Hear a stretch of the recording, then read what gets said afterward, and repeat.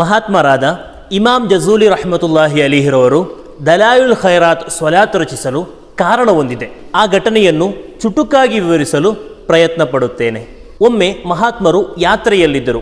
ಯಾತ್ರಾ ಮಧ್ಯೆ ನಮಾಜಿಗಾಗಿ ಉಜೂ ಮಾಡಲು ಅಂಗಸ್ನಾನ ಮಾಡಲು ಒಂದು ಬಾವಿಯ ಬಳಿ ತಲುಪಿದರು. ಬಾವಿಯಲ್ಲಿ ನೀರು ತುಂಬ ಆಳದಲ್ಲಿತ್ತು. ನೀರನ್ನು ಮೇಲೆತ್ತುವಂತಹ ಯಾವುದೇ ರೀತಿಯ ಪರಿಕರಗಳು ಕೂಡ ಅಲ್ಲಿ ಇರಲಿಲ್ಲ.